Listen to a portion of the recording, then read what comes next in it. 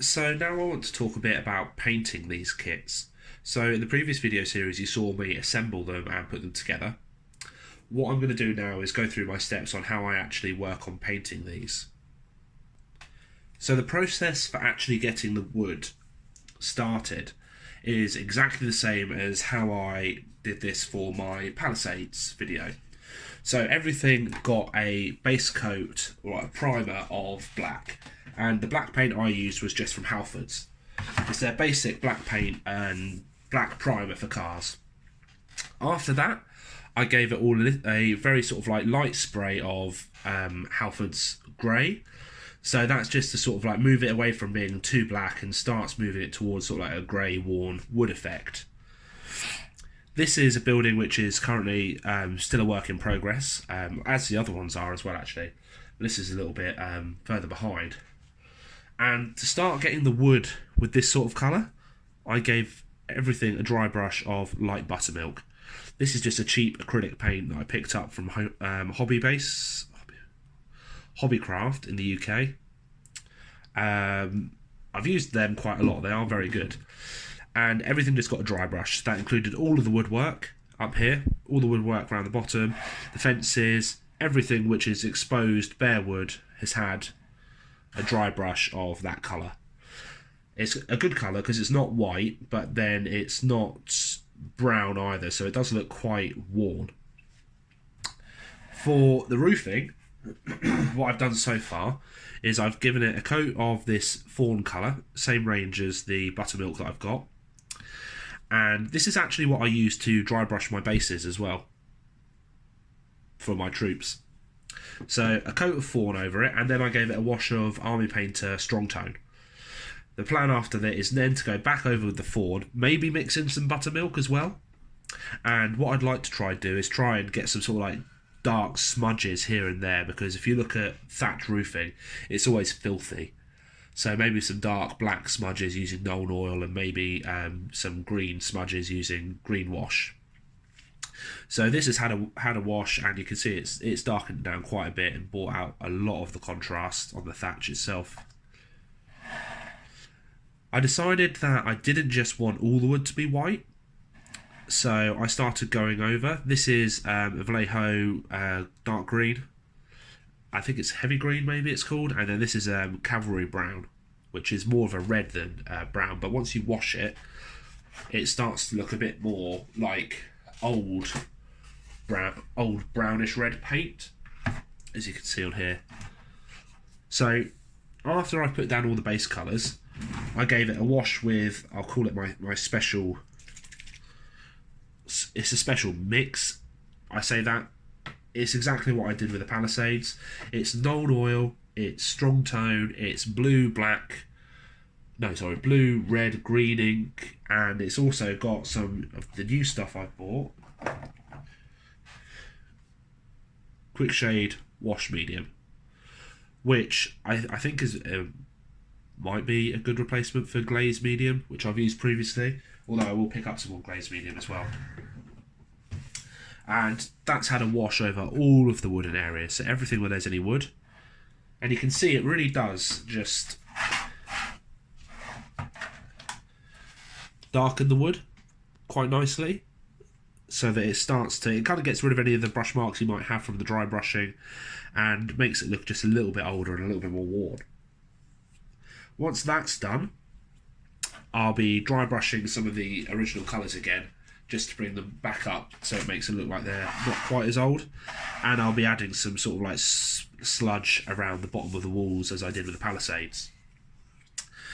When it came to actually picking the colours for these, this house, because it's kind of like a smaller, poorer house, I've just gone for pretty much very basic, so just browns around the windows, nothing on the ends here, basic red door, basic brown around the outside of the door, and then a basic brown door inside there, so nothing too grand at all. This one's very, very basic, not much in terms of colour. You contrast that with what I've done here.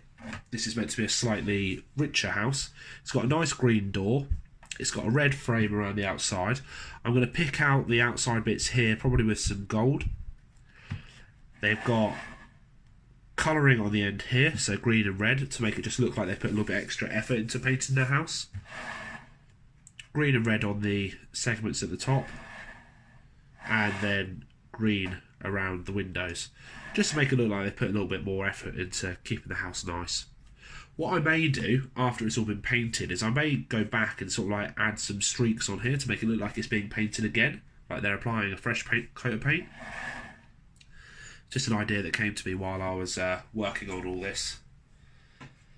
And going back to the one which has just been base coated, this one, again, you've got some nice red bits. If this is a stable type building, you would think that they might take care of it a bit more.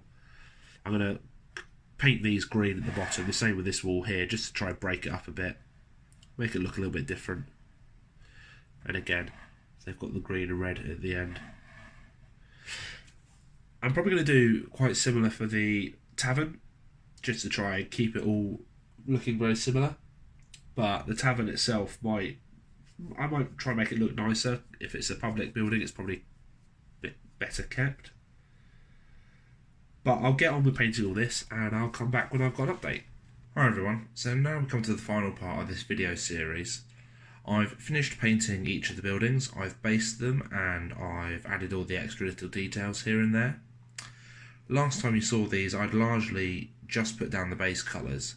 So since then they've had a wash, they've had dry brushes, and everything's been finished off. So what I'll do is I'll show you each building.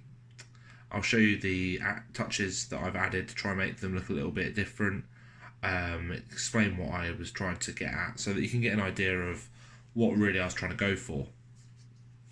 So I'll start off with the two smaller buildings first. I'll put this here to make it a little bit easier. So this is the slightly richer house that I finished. I've put some gold around the sort of like the engraving at the top, just to make it look like it's a little bit wealthier. I went back over the areas which I've painted with a different colour, so like the reds and greens with the dry brush. The house itself, as I did with the palisades when I made those, I gave it a spray with my airbrush along the bottom of the wall, just with a brown. It's the same burnt umber that I used to actually do the basing of these. Thinned it down and just gave it a spray. It just makes it look a little bit grimy along the bottom.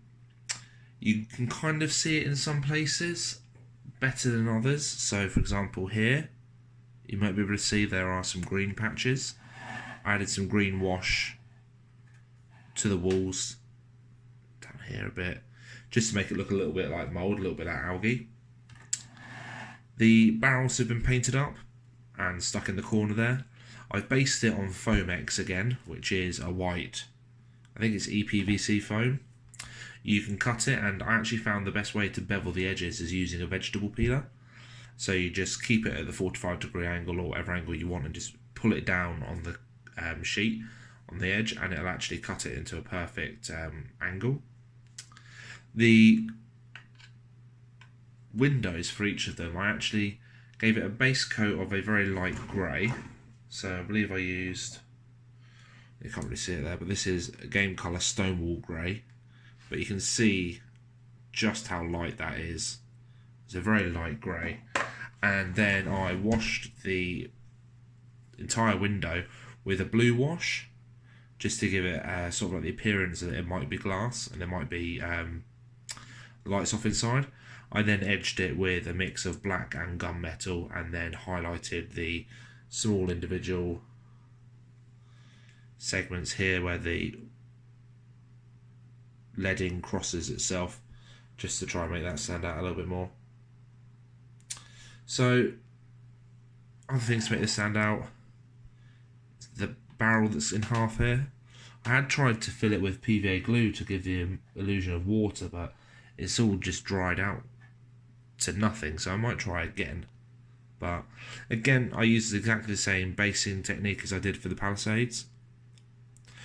What I did with the thatching is I started off with this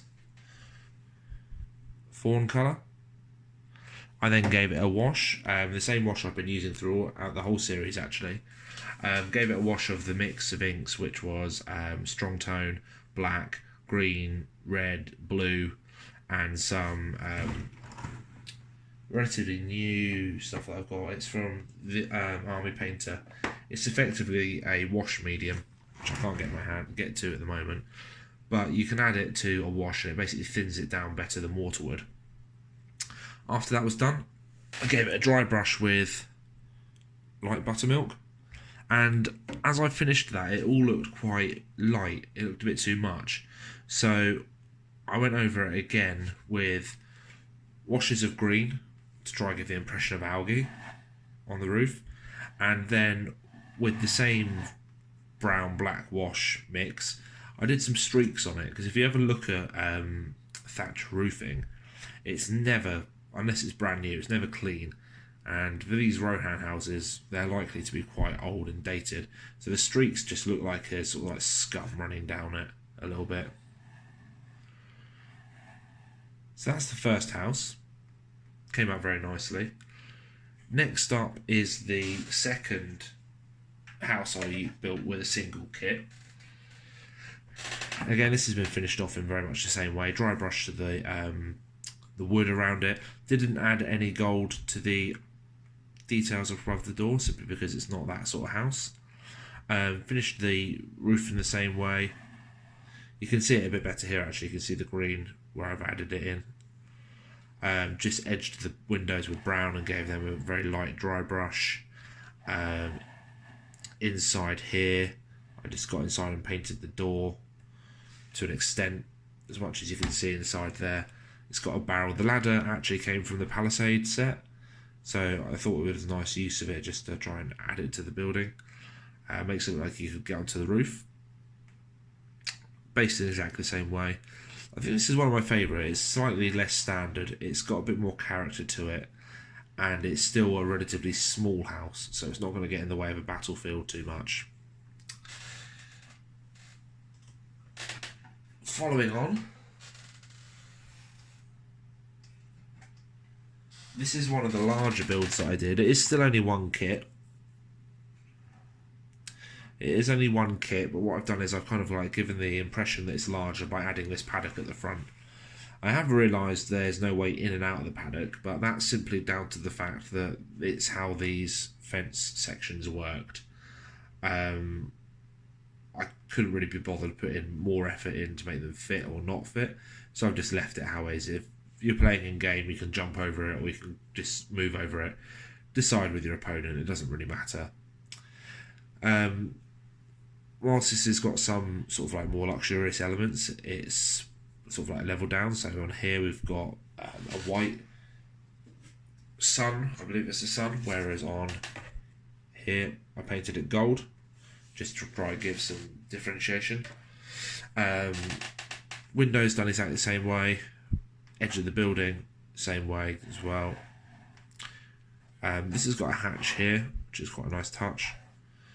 And inside, I tried as much as possible to paint what you could see, so at least it looks real. I do like this one. This has come out nicely. So yeah, and the final building, the final section, was the larger kit that I've done. So this took two. Ooh, what was that? Work out in a minute. Sorry about that. Whatever that noise was, it was something that's come off the bottom of my chair. Looks like the welding's fallen off or something along those lines. I don't know. Got this now. It's not good. So this took two kits. It's the largest of the four buildings. Very similar though in the design of it. I've left it quite plain across the top because it is meant to be an inn. I've put another ladder at the side here so that if you wanted to play in game you could kind of try and put troops up on the top. At the back here I've got some wattle fencing. This is from Renedra. Just thought it would look a bit better than just a regular fence that you get with the kits. And after doing the paddock I've actually run out. The modified porch has come out quite nicely. this one up the end here, which has got the blocked off edge rather than having a door. That looks quite effective. The storehouse area with the gap between it. Not managed to really get down there with much flock, but really it wouldn't really have much growing down there because there's no sunlight. Really do like this one. It's come out very nice. I've added extra barrels because it's meant to be an inn, using the cap end pieces which go here on the beams. I've actually made what looks like an ale stand for a barrel of ale, just to add a little bit more character. I've got so many spares that I don't really know what to do with them, but at the moment I think I'm just going to keep hold of them, see what use I can make of them. But that's everything.